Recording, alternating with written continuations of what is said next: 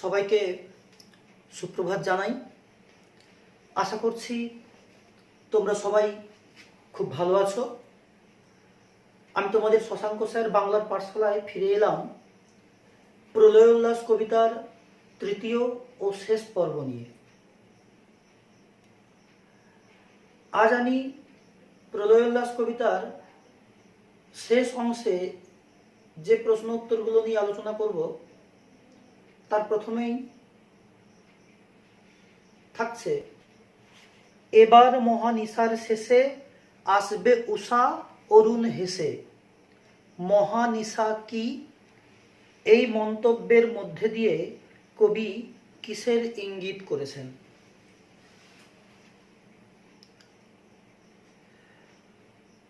নবযৌবনের বিদ্রোহী কবি কাজী নজরুল ইসলাম মহানিশা বলতে মহা অন্ধকারের প্রতি ইঙ্গিত করেছেন।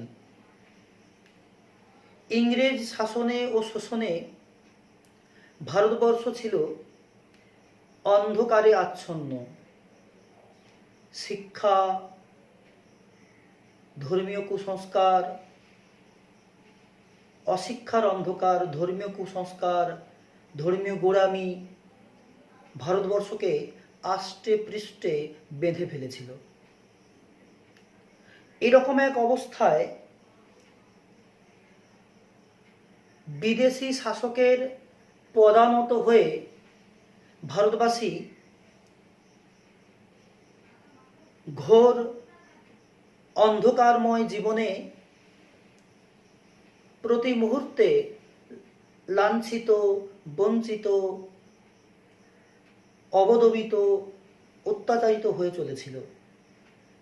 কবি এই বিশেষ অবস্থাকে মহানিশার সঙ্গে তুলনা করেছেন। এই মন্তব্যের মধ্য দিয়ে কবি কিসের ইঙ্গিত দিয়েছেন? দেখো, তোমাদের লাইনটা আছে, এবার মহানিশার শেষে আসবে উষা অরুণ হেসে।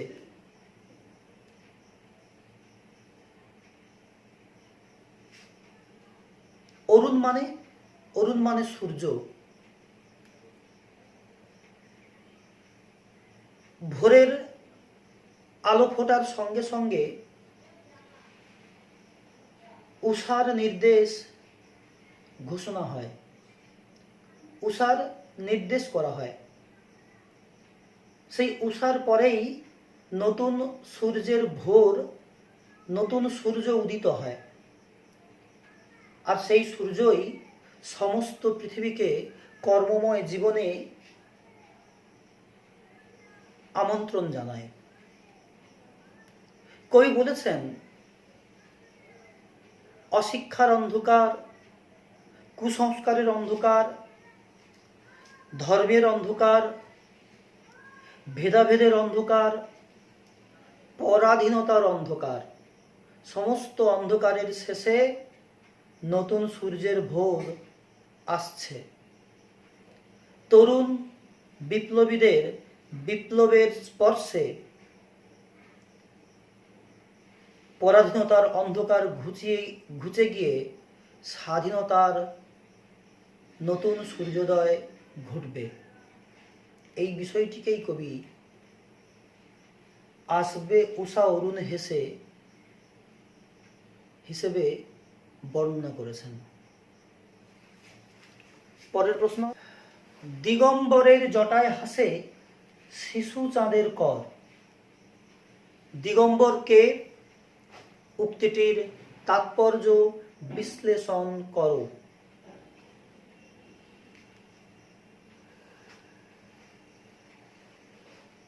বিদ্রোহী কবি কাজী নজরুল ইসলাম অগ্নিবীণা কাব্যগ্রন্থের অন্তর্গত প্রলয় উল্লাস কবিতায় দিগম্বর বলতে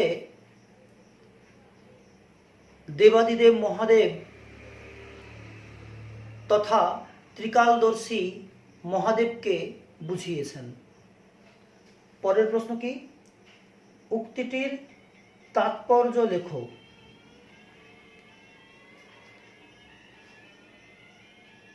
দিগম্বর অর্থাৎ দেবাদিদেব মহাদেব মহাকালের পথ বেয়ে মহাকাল সারথি হয়ে যা কিছু অন্ধকার, যা কিছু গ্লানিময়, তা ভেঙে চুড়ে শেষ করবেন। আমরা জানি দেবাদিদেব মহাদেব রক্ষক এবং সংহারক। তিনিই রক্ষাকর্তা, তিনিই সংহারকর্তা।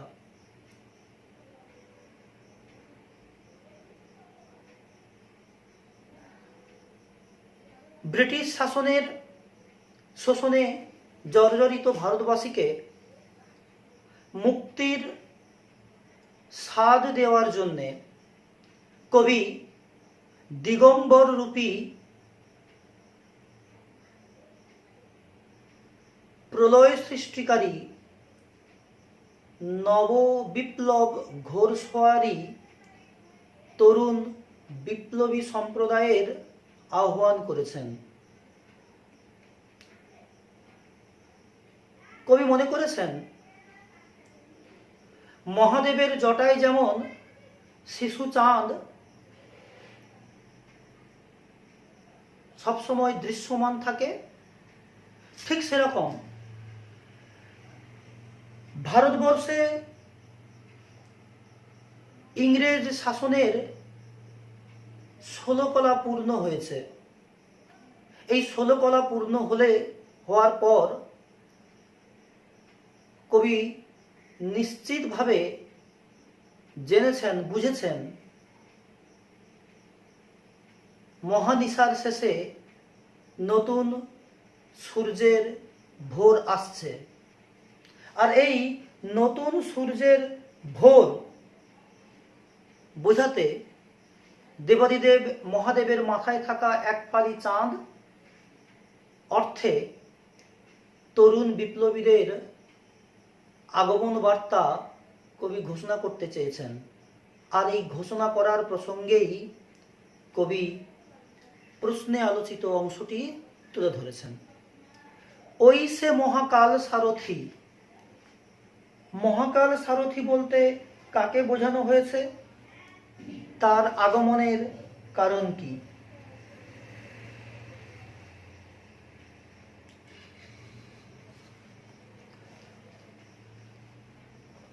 বিদ্রোহী কবি কাজী নজরুল ইসলাম মহাকাল সারথি বলতে প্রলয়োল্লাস কবিতায় তরুণ বিপ্লবী সম্প্রদায়ের প্রতি ইঙ্গিত করেছেন। তার আগমনের কারণ কি?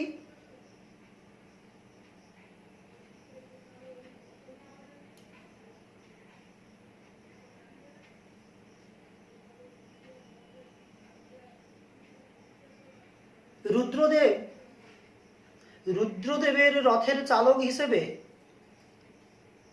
তরুণ বিপ্লবীরা বিদ্রোহের রথ চালনা করছেন।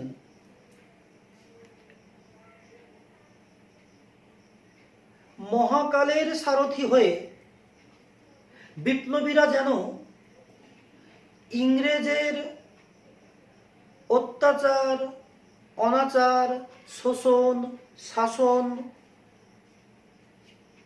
যন্ত্রণার হাত থেকে এদেশ ভূমিকে মুক্তি দেবেন। তাই রুদ্রদেবের রথের সারথি হয়ে অর্থাৎ ধ্বংসের বার্তা তুলে ধরতে গিয়ে কবি বিপ্লবী তরুণ যুব সম্প্রদায়কে বিপ্লবের সারথি হিসেবে সূচিত করেছেন,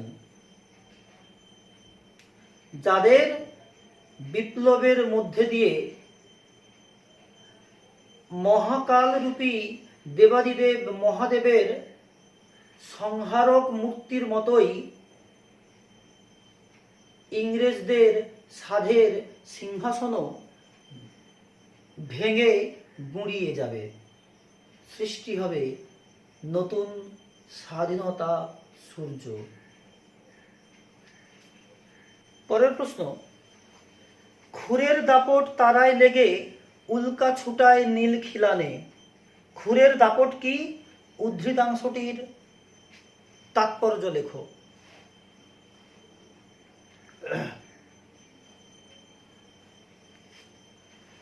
খুরের দাপট বলতে বিদ্রোহী কবি কাজী নজরুল ইসলাম ত্রিকালদর্শী মহাকালের রথের অশ্বের খুরের দাপটের কথা বুঝিয়েছেন।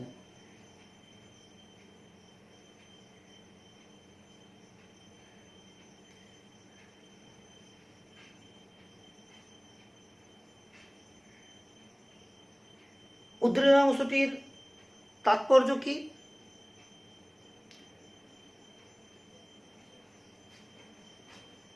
কবি মহাকাল অর্থাৎ রুদ্রদেব নটরাজের বিধ্বংসী মূর্তির প্রতি আমাদের দৃষ্টি আকর্ষণ করেছেন। তার তেজদীপ্ত রথের অশ্বের যে খুরের গতি, দাপট, ঠিক সেরকমই যেন দাপট মহাকালের সারথি হয়ে তরুণ বিপ্লবীদের পদচারণায় আমরা লক্ষ্য করি। তাদের প্রতিটা বিপ্লবের বাণীতে ঘোষণা হচ্ছে ধ্বংসের বার্তা। যেমন কবি মনে করেছেন রুদ্রদেবের যে অশ্ব, তার যে বেগসত্তা, তার দাপটে নীল আকাশের উল্কা পর্যন্ত খসে পড়তে পারে। ঠিক সেরকম বিপ্লবের ডঙ্কায়, বিপ্লবীর পদচারণায় ভারতবর্ষের সিংহাসন থেকে খসে পড়বে ইংরেজের অপশাসন। এই বিষয়টিকেই কবি উল্কা ছুটায় নীল খিলানে পংক্তিটির মধ্য দিয়েই পরিস্ফুট করতে চেয়েছেন। আসছে নবীন জীবনহারা অসুন্দরে করতে ছেদন। উদ্ধৃতিটির তাৎপর্য লেখো। 2017 সালের মাধ্যমিক পরীক্ষায় 3 নম্বরের প্রশ্ন পড়েছিল।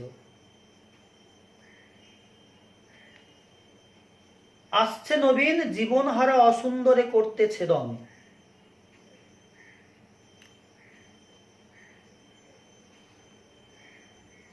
প্রশ্নে উদ্ধৃত অংশটি কবি কাজী নজরুল ইসলাম তার অগ্নিবীণা কাব্যগ্রন্থের প্রলয়োল্লাস কবিতায় লিপিবদ্ধ করেছেন।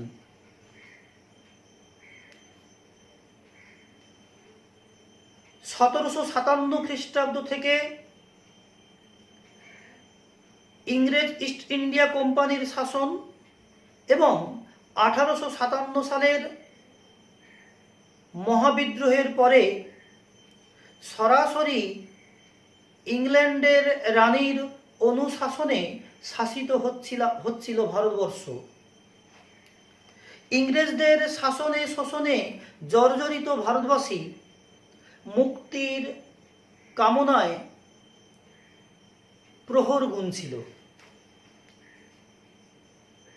এমতাবস্থায় বিদ্রোহী কবি নজরুল যা কিছু অসুন্দর, যা কিছু অন্ধকার, যা কিছু ভেদাভেদ, যা কিছু গ্লানি, ক্লান্তিকর, সেই সব অপশাসনকে, সেই সব অসুন্দরকে ভেঙে ফেলার কামনায় সুন্দরের আগমন বার্তা ধ্বনিত করেছেন, আগমন বার্তা ঘোষণা করেছেন। সুন্দর অর্থাৎ দেবাদিদেব মহাদেব, যিনি পুরাতন জীর্ণতাকে ভেঙে গুড়িয়ে দেবেন, সৃষ্টি করবেন নতুন সুখের রাজ্য।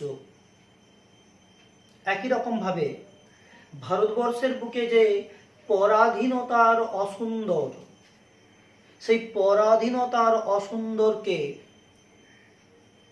জগদ্দল পাষাণকে ভেঙে খান খান করার জন্যে কবি তরুণ বিপ্লবী সম্প্রদায় রূপী সুন্দরের আগমন বার্তা ঘোষণা করেছেন।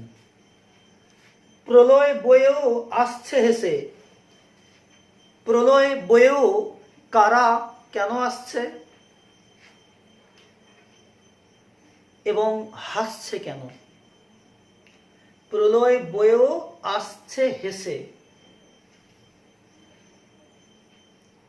কবি কাজী নজরুল ইসলাম প্রলয়োল্লাস কবিতায় আলোচ্য উদ্ধৃতাংশটির মধ্যে দিয়ে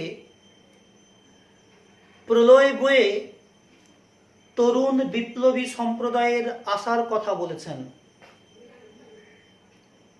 পরের প্রশ্ন কি? তারা কেন হাসছে?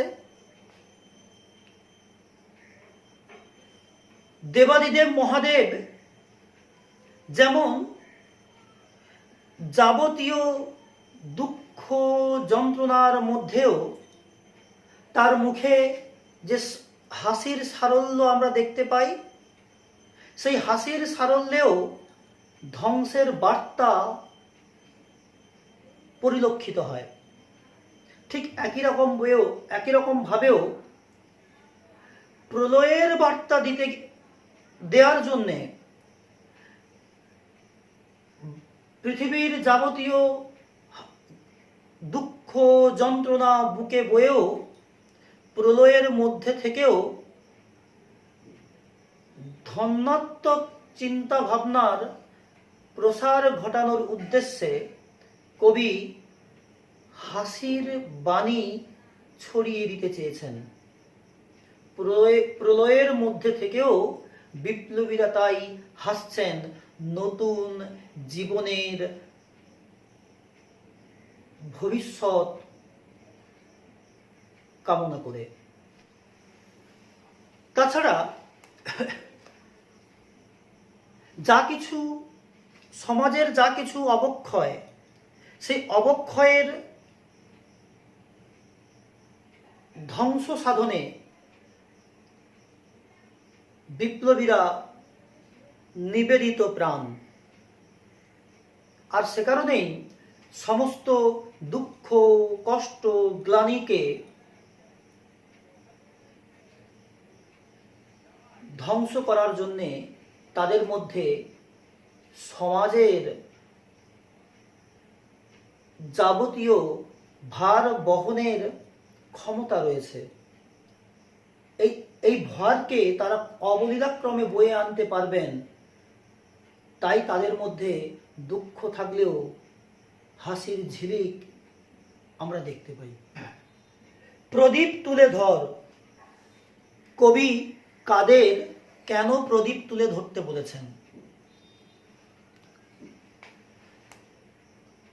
বিদ্রোহী কবি কাজী নজরুল ইসলাম তার অগ্নিবীণা কাব্যগ্রন্থের প্রলয়োল্লাস কবিতায় বধূদেরকে প্রদীপ তুলে ধরার কথা বলেছেন।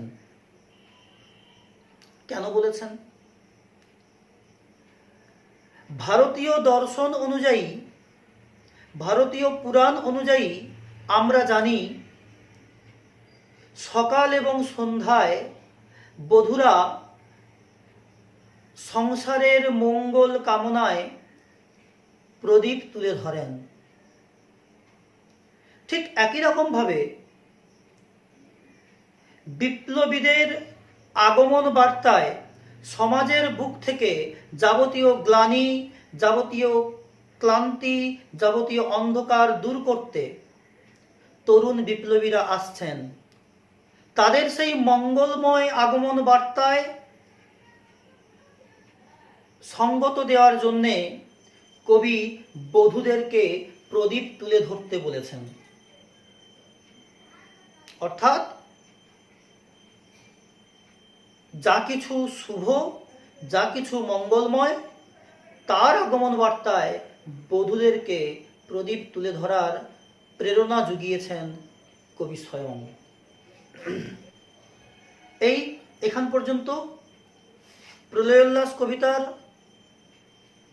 সমস্ত প্রশ্ন উত্তর আমরা আলোচনা করলাম।